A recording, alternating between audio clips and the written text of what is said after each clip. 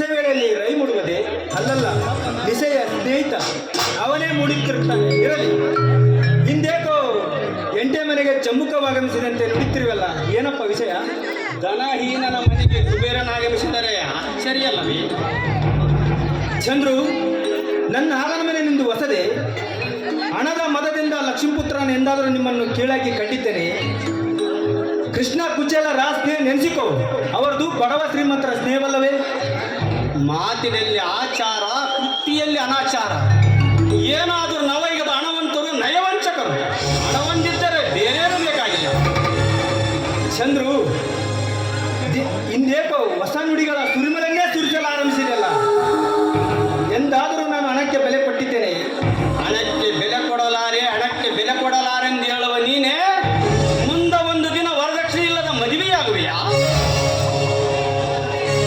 ಈ ವರದಕ್ಷಿಣೆ ಎಂಬ ಭೀಕರತೆಯನ್ನು ಕಂಡು ಈ ನನ್ನ ಗೆಳೆಯನಮ್ಮನ ನಿರ್ಮಲ ಸ್ನೇಹವನ್ನೇ ಶಂಕಿಸುವಂತಾಗಿದೆ. ಚಂದ್ರು, ಎಲ್ಲರಂತವ ನಾನಲ್ಲ, ಈ ನಿನ್ನ ಮಿತ್ರ. ಸತ್ಯವಾಗಿ ಹೇಳ್ತೀನಿ, ಹಣದ ಮದ ನನ್ನ ತಲೆಗೇನಿಲ್ಲ. ನಿನಗಷ್ಟು ಸಂಶಯವಿದ್ದರೆ ತೆಗೆದುಕೋ ಈ ನನ್ನ ವಚನ. ನಿನಗೂ ಒಪ್ಪಿಗೆ ಇದ್ದರೆ ಬೆಳೆದು ನಿಂತಿರುವ ಈ ನನ್ನ ತಂಗಿಯನ್ನು ವರದಕ್ಷಿಣೆ ಇಲ್ಲದೆ ವರಿಸಲು ಸಿದ್ಧನಿರುವೆಯಾ? ವಿಜಯ್, ಹೌದು ಮಿತ್ರ, ಈ ನುಡಿಯು ಸೂರ್ಯ ಚಂದ್ರ ಇರುವಷ್ಟು ಸತ್ಯ. ಈ ನನ್ನ ಕಾರ್ಯ ಕೈಗೂಡಿದರೆ ಬಡತನ ಕಡಲಲ್ಲಿ ಕಲ್ಲು ಮಣ್ಣಿನ ಜೊತೆ ಮಾಣಿಕ್ಯವು ಸಿಗುತ್ತದೆ ಎಂಬುದನ್ನು ಈ ಬಾವಡಿ ಜನಕ್ಕೆ ತೋರಿಸಿಕೊಡುತ್ತೇನೆ. ಮಿತ್ರ, ಬಡತನದ ಬೇಗಿಯಲ್ಲಿ ದಿಟ್ಟವನ್ನರೇದೆ ಕಟುನುಡಿಯನ್ನಾಡಿ ಸೆದೆ ನುಡಿಯುವ ನೀನಂದು ತಿಳಿ ಚಂದ್ರನನ್ನು. ತಪ್ಪು ನಿನ್ನದಲ್ಲ, ಈ ಸಿರಿವಂತರ ಸಮಾಜತೆ. ಅವರು ಮದುವೆಯನ್ನು ವ್ಯಾಪಾರವನ್ನವಾಗಿಸಿ ಅದರ ಬೆಲೆಯನ್ನು ಗಗನತ್ತರಕ್ಕೇರಿಸಿದ್ದಾರೆ.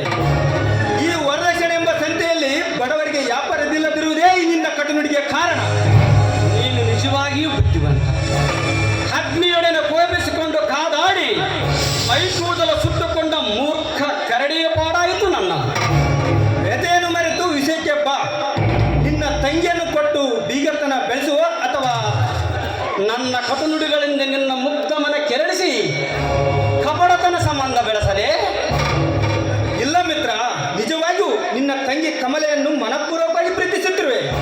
ನಿನ್ನ ತಂಗಿ ಯಾವುದರಲ್ಲಿ ಕಡಿಮೆ ಇದ್ದಾಳೆ? ಸೌಂದರ್ಯದಲ್ಲಿ, ವಿನಯದಲ್ಲಿ. ಈ ಕೆಸರಿನ ಕಮಲ ಸಿಗಬೇಕಾದ್ರೆ ನನ್ನ ಪುಣ್ಯ. ನಿನ್ನ ಸಮಸ್ಯೆಯನ್ನು ಮೊದಲು ತಿಳಿಸು. ನಿನ್ನ ನುಡಿಗಳಿಂದ ಹೆಚ್ಚಿಗೂ ಮೂಕನಾಗಿದ್ದೆ. ನಿನ್ನ ಮಾತಿಗೆ ಬದಲು ಹೇಳುವಷ್ಟು ಶಕ್ತಿ ನನ್ನಲ್ಲಿಲ್ಲ. ತುಂಬಾ ಧನ್ಯವಾದಗಳು ಚಂದ್ರು.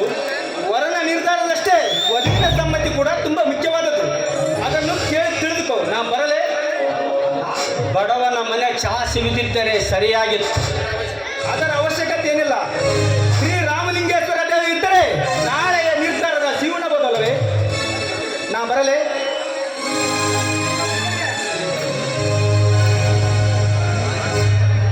ಸ್ನೇಹಿತ ವಿಜಯ್, ನೀನು ನಿಜವಾಗಿಯೂ ದಯವಂತ. ನಿನ್ನ ನಿರ್ಧಾರವು ನನ್ನನ್ನು ಮೂಕನನ್ನಾಗಿ ಮಾಡಿದೆ. ತಂಗಿ, ವಿಜಯನ ಬಾಳ ಸಂಸಾರದಲ್ಲಿ ಪ್ರವೇಶಿಸಲು ನಿನ್ನ ಇಷ್ಟ ಇದೆಯೇನಮ್ಮ? ಅಣ್ಣ, ಹಿರಿಯವನಾದ ನೀನೇ ಎಲ್ಲವನ್ನು ತೀರ್ಮಾನಿಸಿದಾಗ ಇನ್ನು ನಾನೇನು ಹೇಳಲಿ ಅಲ್ಲ, ನಾನೇನು ಹೇಳಲಿ? ಹಾಗಾದರೆ ನಿನಗೂ ಕೂಡ ಒಪ್ಪಿಗಿದೆ ಎಂದು ಅನಿಸುತ್ತದೆ. ಈ ಲಗ್ನ ಒಂದು ಆ ರಾಮಲಿಂಗೇಶ್ವರನ ಕೃಪೆಯಿಂದ ನೆರವೇರಿದರೆ ನಮ್ಮಂಥ ಪುಣ್ಯಶಾಲಿಗಳು ಯಾರೂ ಇಲ್ಲ. ಅಣ್ಣ, ಮೊದಲು ಮಾತಿಗೆ ಕಡಿವಾಣ ಹಾಕಿ ಒಳಗಡೆ ಊಟ ಮಾಡೋಣ.